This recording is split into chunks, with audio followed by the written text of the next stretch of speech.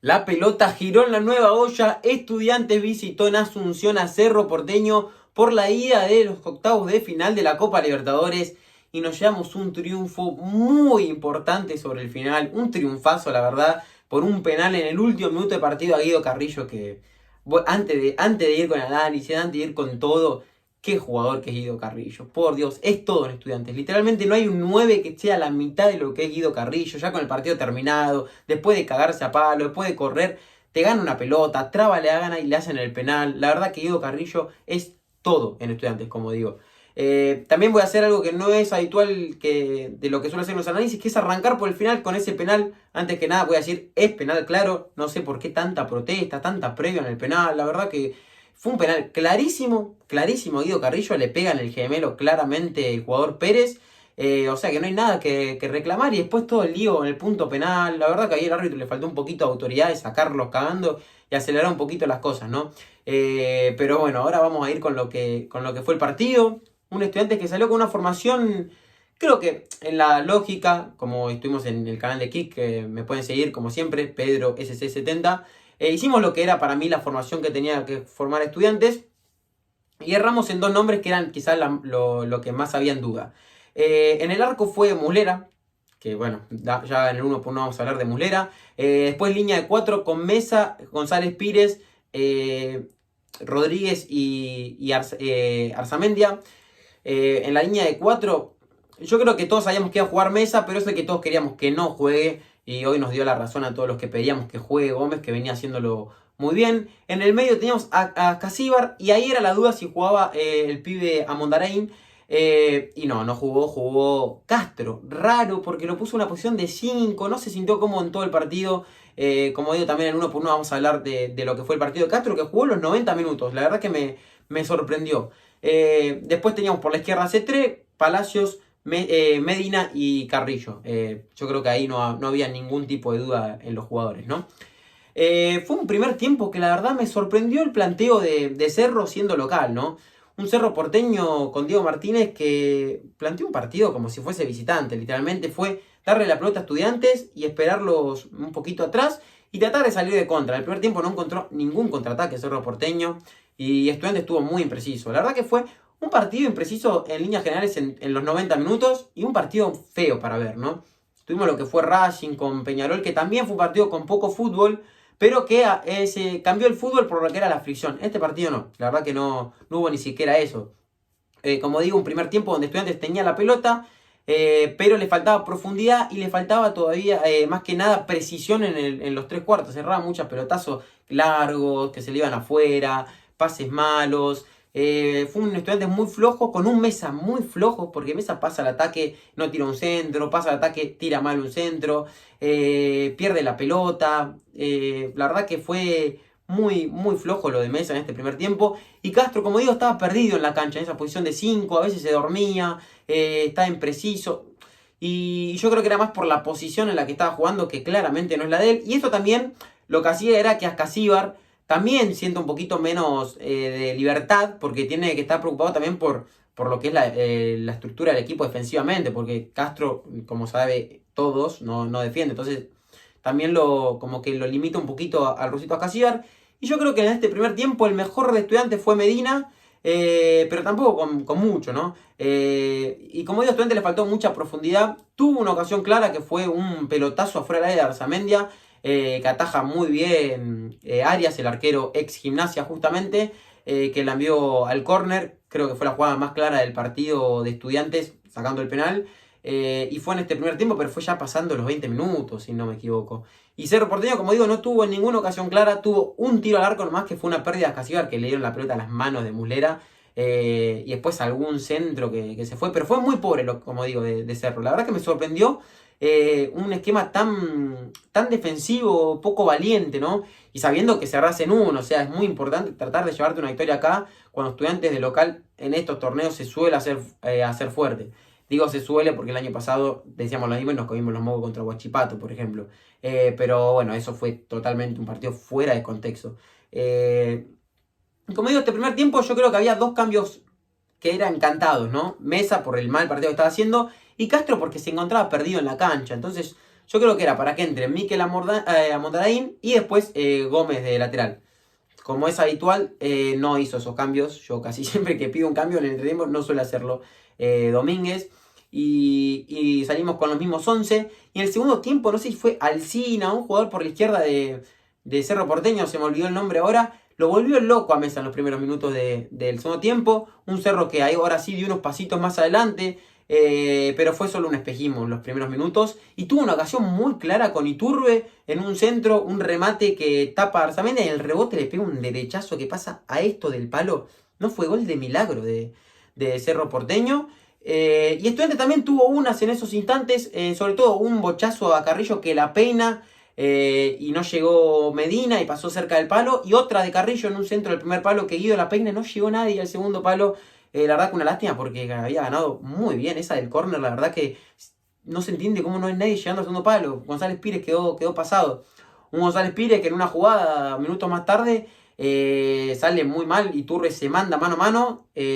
Como digo, corta muy a destiempo González Pires. Y sale Müller a achicar muy rápido y Iturbe se tira al piso. Después le sacan amarilla por simular. La verdad que no entiendo por qué simulás en una jugada ahí mano a mano. O pateá o de última provocar el contacto, no saltes si te tires. La verdad que lo de Iturbe es muy infantil, pero fue lo más claro de Cerro. Y después, bueno, pelota parada, un cabezazo muy bueno de Morel, el ex Estudiantes que ataja muy bien Muslera. Pero como digo, el segundo tiempo fue, futbolísticamente quizás tuvimos un poquito más de ocasiones, Cerro se animó un poquito más, pero fue más o menos lo mismo en el sentido de Estudiantes, de mucha imprecisión, que faltaban pases en tres cuartos. Y tardó mucho en hacer los cambios. El primer cambio fue bastante temprano, fue la entrada de Benedetti por Arzamendia. Benedetti, la primera que tiene es un cambio de frente, que es el que termina en la llegada que comenté de Iturbe mano a mano con Muslera. Que la verdad no sé cómo te quedas corto en un cambio de frente a la mitad de la cancha llegaste. O sea, prefiero que la tires a la loma del orto a que te quedes corto.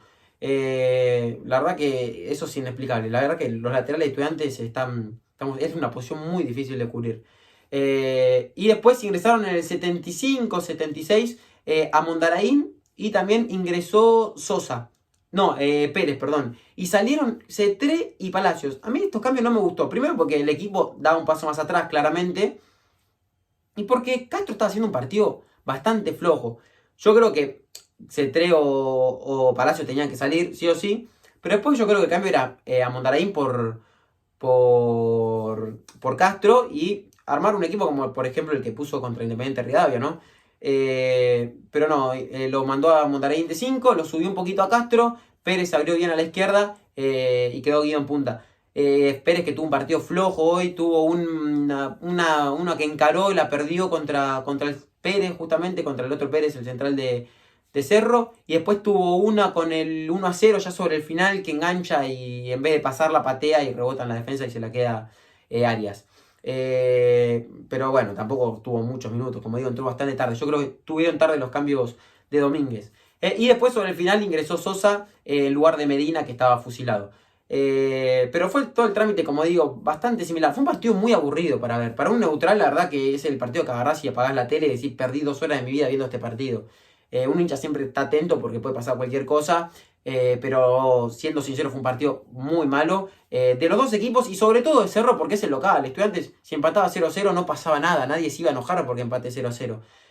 Pero Cerro se le complicó y encima más sobre el final cuando el minuto 93 de 94 hay una pelota muy linda de justamente a Mondaraín que había ingresado hace pocos minutos.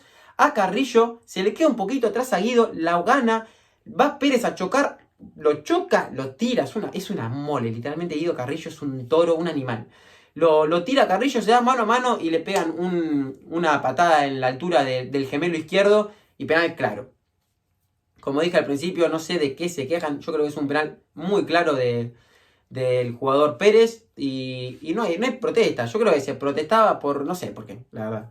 No sé si porque una falta anterior que pidió en el área, que no había, nunca hubo una falta en el área de Cerro, algunos decían un manotazo. Manotazo de toda la vida. Incluso me parece más penal para Cerro el cabezazo de Morel que le están agarrando la camiseta. Pero creo que también es más de las camisetas que ahora se hacen así y se tira como si fuese un chicle, boludo. Entonces, No sé, tanto protesta, tanto show. Fue el penal más largo del mundo, literalmente. Porque después encima se ponen en el punto penal a pisarlo, pisotearlo, mientras dicen que no es penal, van los jugadores, lo pisan, los estudiantes que lo sacan, se arma un poquito de bardo. Después el arquero que mueve la pelota. Fue un penal larguísimo. Donde yo pensé que iba a patear Sosa. ¿Por qué pensé que iba a patear Sosa? No porque es un gran pateador, la calidad que tiene no la vamos a negar, que sabe patear penales, tiros libres. No por eso, sino porque Domínguez apenas hace el penal, hace la seña de 7. Y uno dice 7, está diciendo que patee Sosa, si no, no, ¿por qué mierda está haciendo el 7, no? Entonces yo dije, está pateando Sosa, a Casillas siempre agarró la pelota. Entonces dije, bueno, a Casillas la agarra para, viste, la típica de distraer. Pero no, al final acomoda la pelota a Casillas después de 5 minutos para intentar acomodarla porque estaba hecho mierda al punto penal. La acomodó y pateó fuerte al medio, inatajable. Estudiantes se lleva, como digo, un triunfazo. Mística. Estos son estos partidos que solo los gana Estudiantes. Cualquier otro equipo hubiese empatado 0-0. No sé, pero son los partidos que solo gana Estudiantes. Llámenlo místicas, llámenlo como quieran, pero Estudiantes se lleva un triunfo a La Plata importantísimo. Tiene medio pase a cuartos adentro. Y es lo que decía en mis redes sociales, en Twitter, que me pueden seguir, también Pedro70, como en todas las redes. Estudiantes, si juega un poquito mejor de lo que jugó hoy, es un poquito más preciso en 3 cuartos, le gana cómodo en La Plata Cerro, con la gente a favor, con el arbitraje que siempre suele tirar un poquito para local, en esas jugadas chiquititas. Estudiantes no tendría que tener problemas en La Plata si es un poquito mejor a lo que fue hoy, porque hoy fue bastante flojo, decíamos, a lo futbolístico. Lo suplió con ganas, sí, pero tampoco que Estudiantes metió un montón como fue partidos anteriores, como con Huracán, por ejemplo, porque el partido no se prestó para eso tampoco. Como digo, fue un partido bastante flojo de ambos equipos y donde el que más tiene para lamentarse de eso es Cerro Porteño, claramente, por ser el local. Pero como digo, igual podría haber pasado cualquier cosa. Yo creo que lo más justo en el resultado era el empate, pero si alguien se tenía que llevar algo era Estudiantes porque tuvo, por el planteo de Martínez, digo. O sea, no puedes hacer un planteo, con todo el respeto, un planteo de cagón, o sea, siendo local, en la nueva olla, con todo el público a favor, que no es poco. Es mucha gente la de Cerro Porteño.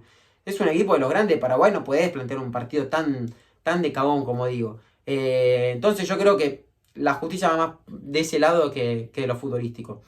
No tengo mucho más para decir, así que vamos a ir con el 1 por 1, como en todos los videos.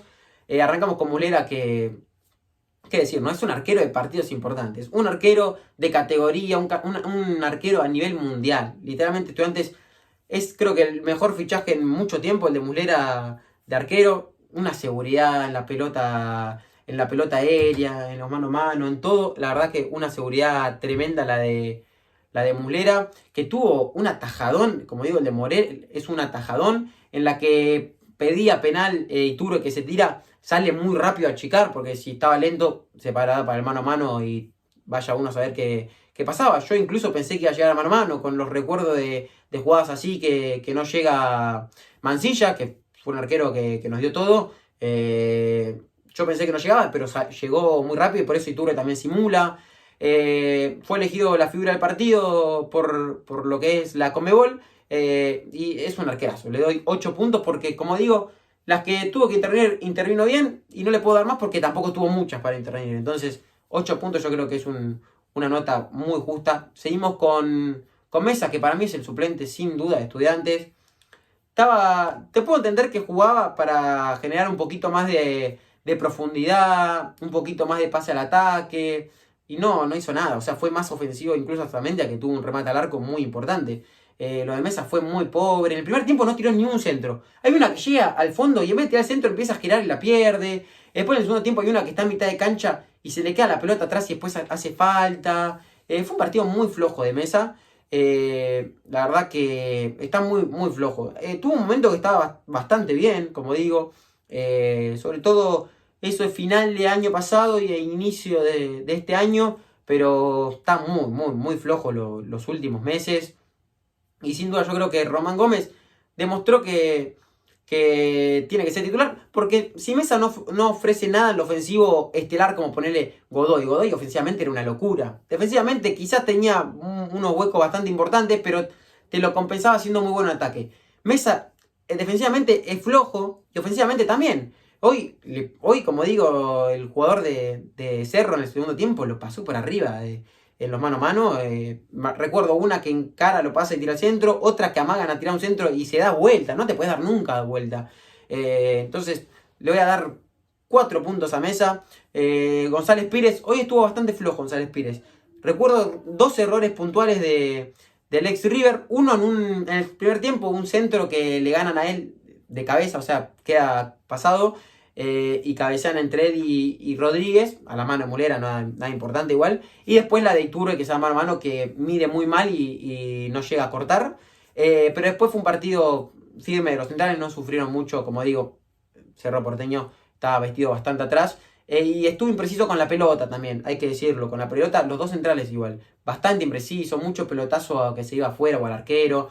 Le voy a dar 6 puntos porque. 5 puntos a González Pires, ahí en el límite. Y a Rodríguez le voy a dar 6 porque estuvo un poquito más firme que lo que fue González Pires, pero en la misma línea. No tuvo un error puntual como recuerdo de Leandro, pero estuvieron firmes los dos igual. O sea, no es que Estudiantes, los centrales, problemas y te generan una inseguridad tremenda como pasaba hace unos meses. Yo creo que, o al menos en este partido no sucedió. Arzamendia tuvo un partido bastante bueno, diría la verdad. No tuvo un partido malo. El primer tiempo estuvo bastante participativo. Tuvo la que dio como llegó al remate y atajó Arias muy bien. No sufrió en las espaldas. Estuvo firme. La verdad que un partido sólido. Un partido sólido, 6-7 puntos para el paraguayo, que tuvo que pedir el cambio por cansancio, por lesión. Veremos qué fue lo que llevó a la sustitución. Ascasíbar, bastante flojo el partido del rusito, que termina maquillándolo con un gol. Pero también muy impreciso como digo Estudiantes, y el ruso también es parte de esa imprecisión. A veces apuraban las decisiones. Tuvo el rusito un partido discreto. Tuvo también una jugada muy clara también en el primer tiempo, creo un zapatazo de afuera del área que se va afuera. Y poco más en lo ofensivo. Le voy a dar 6 puntos porque tiene el gol que termina siendo lo que nos da el partido, pero como digo, flojo. Seguimos con Castro, 5 puntos también Castro. Primer tiempo muy flojo, muy perdido. En el segundo tiempo, los primeros minutos también, esa posición de 5. Recuerdo una jugada puntual que la recibe en el medio, se da vuelta y está como 5 segundos con la pelota y claramente te van a comer en algún momento. Y la pierde. Flojo partido del ex Colón. Seguimos después con Cetré, también Cetré un poquito flojo, tuvo alguna jugada de típica de encarar y tirar un centro, pero también flojo, 5 puntos para Cetré. Palacios le vamos a dar 6 puntitos, un poquito mejor que Cetré, más participativo, pero también no es que tuvo una gran influencia en Estudiantes. Seguimos con Medina, para mí el mejor en cancha del primer tiempo. Y en el partido en general quizás también 7 puntos para el ex Boca, que cada día juega mejor.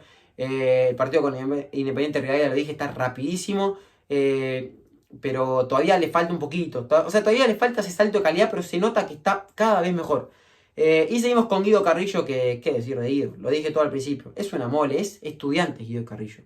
Te pelea todas, no da una por perdida, choca, se pega, gana de cabeza, se enoja cuando no le tiras un centro.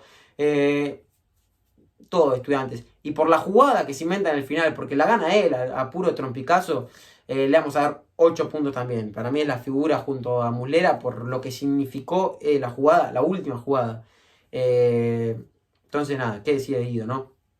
Guido Carrillo yo creo que al 100% es sin duda el mejor delantero de Estudiantes, pero es top 3 mejores delanteros del fútbol argentino, y lo discuto con quien sea. Y al 50% sigue siendo el mejor jugador de Estudiantes, porque recordemos que no está al 100% físico Guido Carrillo. Y es lo que digo, si Estudiantes tuviese un buen delantero suplente, Domínguez tiene la tranquilidad de decir, che, vamos a dejar que Guido se ponga al 100% y lo esperamos. Como fue en momentos del 2023, si no me equivoco, o incluso el año pasado que tenías a Correa. Entonces, eso es una lástima, no tener un buen suplente para que se pueda poner al 100% Guido. Entonces, cuando está al 50% lo tenés que poner sí porque es muy superior al resto de jugadores. El ingreso de Benedetti, flojo, tirando a poco participativo. O sea, tuvo la que digo que la cambia frente mal, pero después poco y más. Benedetti le voy a dar un 5 también. No tuvo mucho para decir. A Mondaraín tiene la pelota que se la mete a Carrillo, pero jugó poquito, no puntuó ni a Sosa, ni a Mondaraín, ni a Pérez. Pero lo que digo, a Mondaraín tiene la pelota que le mete muy bien a Guido sobre el final. Es otra cosa, yo creo, a Mondaraín con Ascasíbar. Yo creo que tienen que jugar así Estudiantes. Sosa también, Sosa incluso entró menos que a Mondaraín y Pérez, entonces mucho menos lo voy a puntuar. Y Pérez, como dije, tuvo esa que encaró y perdió, y después la del remate al arco también. Entonces, nada, no es que tuvieron mucho tiempo para demostrar y tampoco mostraron mucho por cómo se dio el partido también. Y Domínguez, como digo, para mí tardó mucho en los cambios. El planteo inicial no fue malo, pero la inclusión de Castro en esa zona me generó dudas. Y los cambios yo creo que estuvieron bastante tarde. Pero bueno, el resultado salió, Estudiantes va con un triunfo, no se le puede decir nada a Domínguez.